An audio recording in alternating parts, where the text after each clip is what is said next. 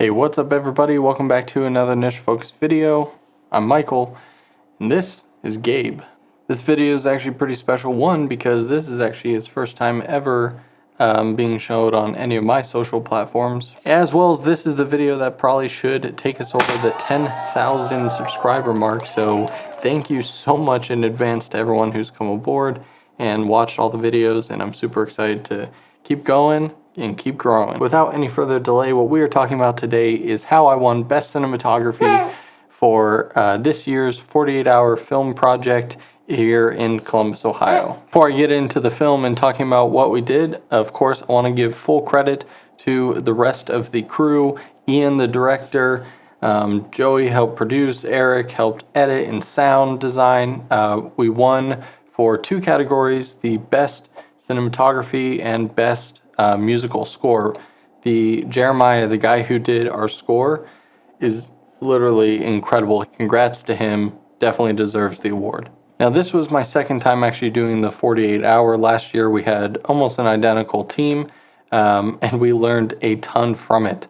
The biggest thing was workflow, and I'll give you an insight real quick into how we did it, which I think is the greatest workflow that you can have for a 48-hour film project. If you've never done one before, at least the way ours went, is they give you a character name, a line you have to say, a prop, and then we pick a genre out of a hat. And this year we kind of got a pretty awesome one because it was film de femme, which basically just means you have to have a female lead, which is nice because there's kind of a loophole there where you can do any genre. It could be horror, it could be comedy, it could be musical, whatever you want. Just has to have a female lead. So we were super stoked about that. And so you learn all that and you get all that in a big group, in person. This is all an in-person meeting, Friday evening at 7 o'clock. And then it is due at the same 7 o'clock on Sunday evening. The way that we did it this year, which made it a ton easier, was Friday night, the core group of people got together because you don't want too many cooks in the kitchen. So it was me as the DP, Ian, the director and writer, my other friend Christian, who helped co-write, Joey, the producer, and Eric, who's gonna help with the editing. We all got together and we hashed out a story, a script, the outline, and then I started the general shot list. So that was Friday night. Weeks in advance, I definitely recommend finding people who can be actors, whether they're friends or real actors. Lock them in, make sure that they're free that weekend. We had a couple guys, a couple girls basically on call, ready to go, as well as if you can get any locations, that'd be great too. Even though you don't know what characters and genre and the story you're gonna do, you can always have some pretty safe locations, again, on call. Even if you don't use them, it's still worth it to have those connections. And yeah, anyway, so back to what we did. So Friday night, we got everything together, got the resources, called the actors that we needed, got the locations. I do recommend shooting at pretty much one location, two if you can. When you start doing multiple locations, you're just going to run out of shooting time because travel and setup and tear down just take way too much time. And last year we made the mistake of we filmed Saturday and then we called it quits around 10 p.m. and then we still were filming the next day until about 2 p.m.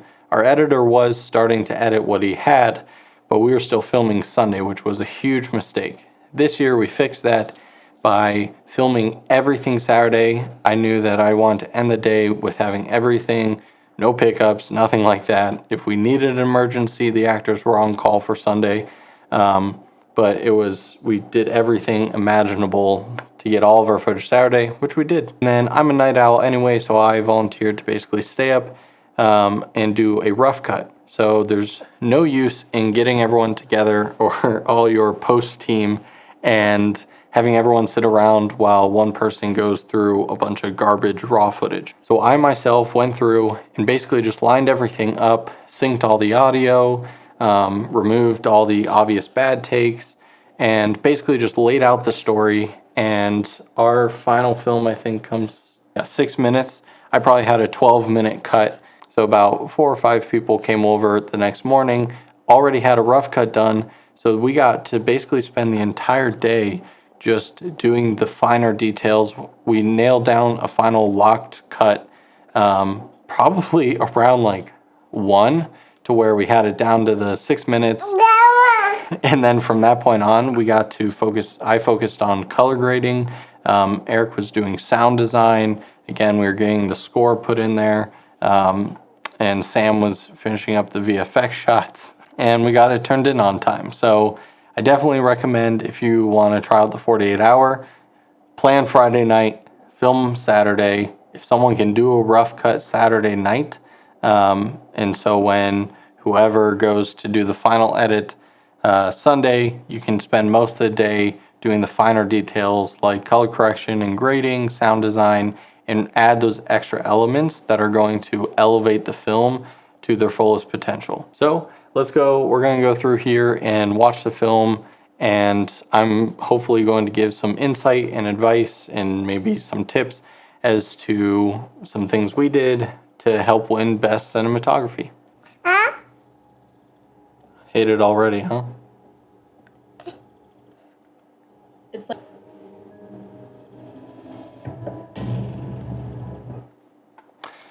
By the way, real quick, if you haven't watched this film already, I uploaded this video as well as the full film just by itself at the same exact time. So if for some reason you saw this one first and you want to be able to watch it without me pausing constantly, go watch that one real quick and then come back. But yeah, so in the opening, I love close-up shots. It's all right to be nervous. A lot of people are counting on us. We carry the truth.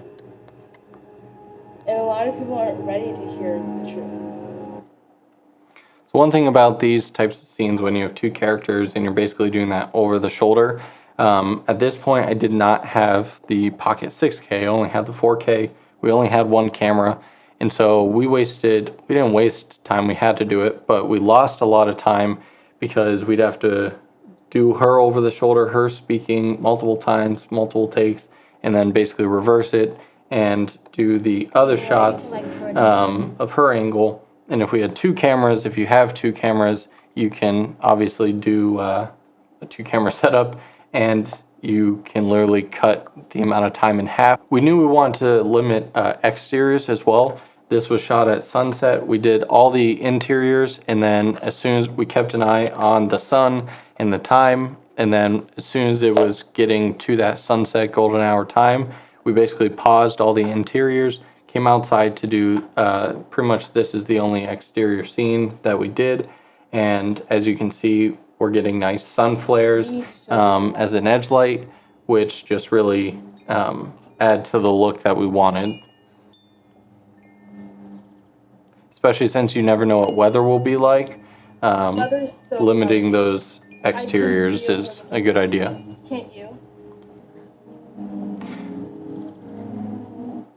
Everything was shot here, by the way, on the Pocket 4K with the Fiutech AK4500 gimbal, which was 2 videos ago. One of my latest videos, a review on. The entire thing was shot on that setup alone. Still here. We've lost brothers and sisters. This is the worst scene for me, because if there's one thing that most people have struggled with over the years, including myself, is coverage. So I literally only got one long take of them handing out cups, and so I had to use different parts of it, but they're not very creative shots, they're not very good. And to me, this was definitely the least cinematic part of the scene. And so definitely do yourself a favor, and even though you're in a constant time crunch, make sure you have the shots planned that you need, and then have a list of shots that aren't necessities, but again, will elevate. So if you kind of realize you're 15 minutes ahead of schedule or something, then allow yourself to get those extra shots, because I would have loved some really creative angles. Or he agrees with me. I'm sorry to disappoint you. I know the scene was terrible. That's right. Out there, the world makes you want to think that...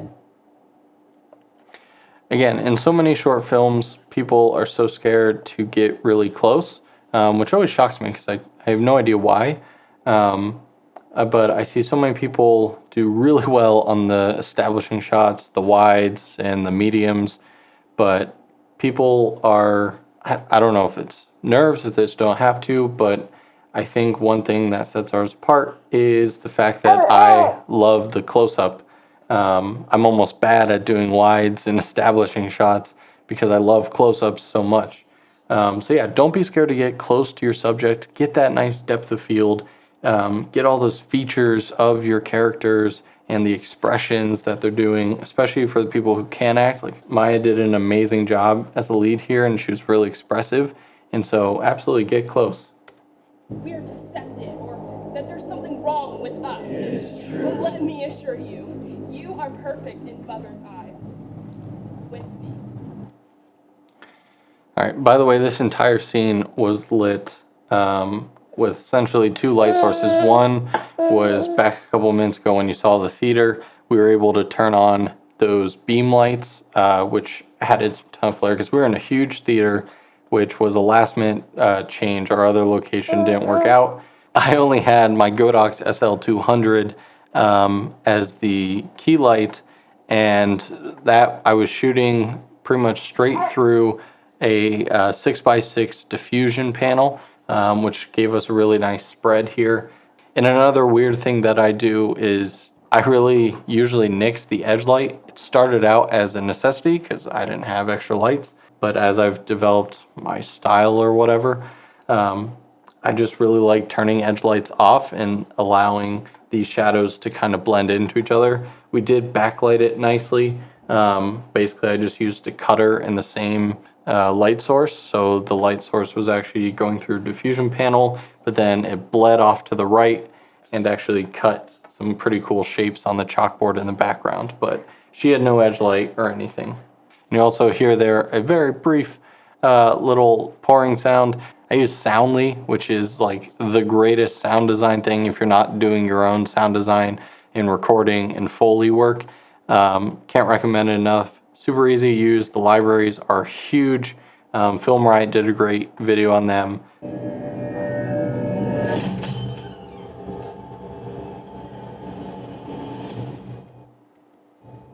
I really like this scene, just the way it paced and cut together. By the way, I know shots like this are pretty cliche in terms of the teal and orange look. One piece of advice with that is a ton of people just film whatever and then they apply these teal and orange LUTs to it because they think that's going to make it look super great. The teal and orange look is only going to look good if your set design, costume design, and the actual location is basically built for something like that. And as you can see, the light coming in was coming through doors that were diffused with kind of a white frosted glass.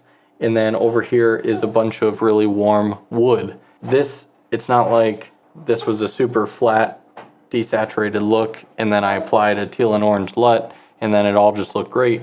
The grade here really kind of complements the actual location. So keep that in mind, that set design and costuming and all that stuff is so important. You cannot just fix the entire look of your film in post with a simple LUT, or even if you're really good at color grading, it's not going to help anything if on set everything is just bland and boring. So there were the VFX shots if you didn't notice.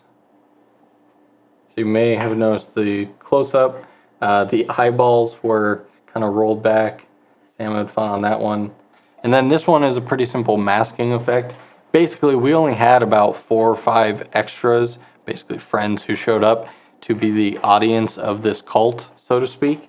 And so all we did is we locked down the shot. I believe I ended up adding a little bit of camera shake to make it match. But then we just basically had everyone sit in a spot, pose dead for a couple seconds, and then they'd move. So you can see this guy is right there. Joey went from there to there. She went off frame up there. He's right here.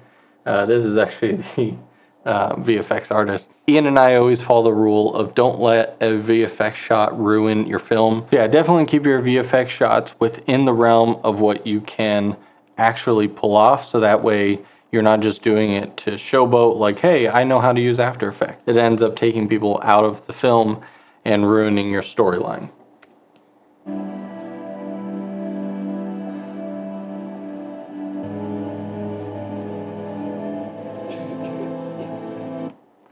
by the way, to get that foam effect.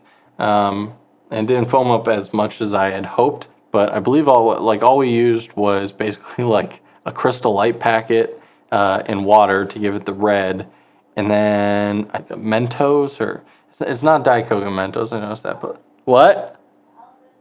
Oh yeah, thank you. All we used was like an Alka-Seltzer, and you wait a couple seconds and it starts to foam up. Pretty cool effect. I didn't make it up, but he likes it too. And this was a pretty cool, the gimbal did a pretty good job at doing a 90-degree roll there. I wish I had a first AC to pull focus. That was a bit rough, but it's forgiven.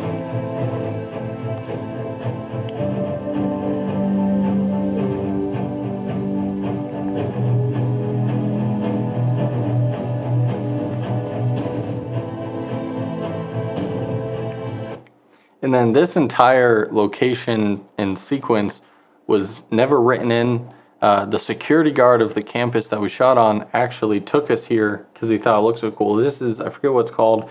Essentially, it's like a meditation circle where you start on the outer edges and then you keep walking the path till you get to the middle. The path, I know, right? It just literally fit to the story so perfectly, and it looks kind of like some crazy crop circle or something, so it's interesting to look at. And so we followed that. At the beginning, when the close-up of her feet, she was at the beginning of this, and now she followed the path to the middle. What it all means, it's pretty open-ended, but yeah.